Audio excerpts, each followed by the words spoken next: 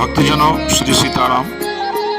दरअसल में इस साल यानी कि 2024 में दिवाली की तिथि को लेकर के हर एक व्यक्ति के भीतर एक भ्रम की स्थिति बनी हुई है और जिस वजह से लोग बहुत ही पसुपेश में हैं, असमंजस में हैं कि आखिर दिवाली कब मनाएं, कैसे मनाएं, शुभ मुहूर्त दिवाली का क्या होगा। तो हम आपको विस्तार से बताएंगे कि इस बार वाकई में जो दिवाली मनाना है आपको, वो किस तिथि को मनाना है, कौन सा मुहूर्त आपके लिए शुभ होगा और उसके बाद जो आपके भीतर एक असमंजस की स्थिति बनी हुई थी वो समाप्त हो जाएगी। तो भक्तजनों, इस बार 1 नवंबर को नहीं बल्कि 31 अक्टूबर को आपको दिवाली मनानी है। हालांकि देश में जो बड़े बड़े पंडित हैं, ज्योतिषी हैं, जो पंचांग हैं, उसमें भी इसे लेकर अलग अलग सबकी राय जो है वो सामने आई है। लेकिन दीपावली 2024 में 31 अक्टूबर को मनाई जाएगी। ये इसमें जो समय होगा वो मूल रूप से 6:52 शाम से, यानी कि 31 अक्टूबर को 6:52 संध्या से 8:41 तक जो शुभ मुहूर्त है वो 1 घंटे 50 मिनट का होगा और इसी में आपको दीपावली मनाना है। क्योंकि देखिए, दीपावली जो है वो बेसिकली अमावस्या को मनाई जाती है और इस बार अमावस्या जो है वो 31 अक्टूबर को सुबह 6:22 से प्रारंभ होगी, जो कि 1 नवंबर को सुबह 8:46 पे समाप्त होगी। तो चूंकि 1 नवंबर को सुबह 8:46 पर अमावस्या समाप्त हो जाती है, लिहाजा अमावस्या में ही दीपावली मनाई जाती है। तो वो निश्चित तौर पर 31 अक्टूबर जो है वो दिवाली के लिए सबसे शुभ दिन है और जो मुहूर्त है वो 6:52 से लेकर के 8:41 तक शाम का जो है वो मुहूर्त वो है।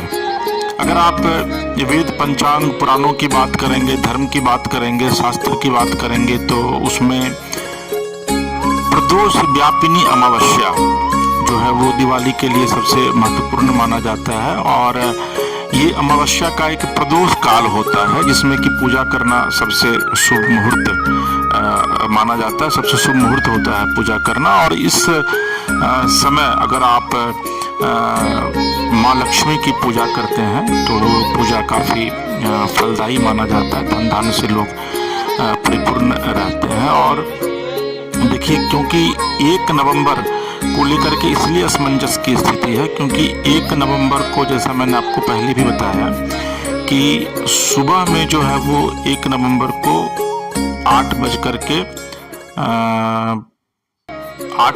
सुबह में जो 1 नवंबर का जो सुबह है वह आपको 8:46 पर वो समाप्त हो जा रही है अमावस्या। और जो प्रदोष व्यापिनी अमावस्या है उसी में दिवाली मनाई जाती है। तो 1 तारीख को कहीं से भी जो है इसका समय उपयुक्त नहीं है और 31 अक्टूबर को ही प्रदोष काल में अमावस्या का पूरा योग जो है वो बन रहा है। इसीलिए 31 तारीख को पूजा करना जो है वो श्रेष्ठ माना जाएगा। और दिवाली के दिन आप माता लक्ष्मी के साथ साथ कुबेर की तो पूजा कीजिए ही, और इसके अलावा यह कोशिश कीजिए कि उस दिन प्रभु श्री राम, माँ जानकी की पूजा आराधना जरूर कीजिए। क्योंकि अगर आप दिवाली से जुड़ी हुई कहानियों को समझेंगे, जानेंगे, जो पौराणिक कथा है, तो उसमें यह साफ लिखा हुआ है कि जब भगवान श्री राम 14 वर्ष के वनवास को काटने के बाद और राजा रावण, जो लंका के राजा हुआ करते थे, उनको हराने के बाद, उनको मारने के बाद जब माँ सीता और भ्राता लक्ष्मण के साथ अयोध्या लौटे थे, तो उसी के मौके पर अयोध्या वासियों ने पूरे अयोध्या में दिया जलाया था और पूरे अयोध्या को, पूरे राज्य को दियों से सजाया था। और तो उसी दिन से बुराई पर विजय और अच्छाई के प्रतीक के रूप में जो है वो, या फिर भगवान श्री राम के घर वापसी के प्रतीक के रूप में दिवाली मूल रूप से जो है वो मनाया जाता है। और दिवाली के विषय में की और आपको बता दें कि लोग कहते हैं कि भाई धनतेरस है, छोटी दिवाली है और फिर दिवाली है। नहीं, देखिए, दिवाली 5 दिनों का मुख्य रूप से उत्सव है, जिसमें कि आप 29 तारीख को धनतेरस मनाइए। उसमें धनतेरस के विषय में मैंने पहले ही आपको बताया है। आप हमारे YouTube मानस कथा रामायण पर जा करके सर्च करके देख भी सकते हैं। इसके अलावा आप 30 अक्टूबर यानी कि बुधवार को, उस दिन छोटी दीपावली, उसको नरक चतुर्दशी भी कहा जाता है, वह मनाइए। इसके अलावा आप 31 अक्टूबर यानी कि गुरुवार को, देखिए इस बार का मुहूर्त बड़ा अच्छा है। गुरुवार ऐसे भी भगवान बृहस्पति यानी कि नारायण को समर्पित है, तो गुरुवार को अगर इस बार मुख्य दिवाली हो रही है तो ये बहुत ही महत्वपूर्ण है, बहुत ही फलदायी है। इसके अलावा आप 1 नवंबर को गोवर्धन पूजा है, फिर 2 नवंबर को यानी कि शनिवार को जो है वो भाई दूज है।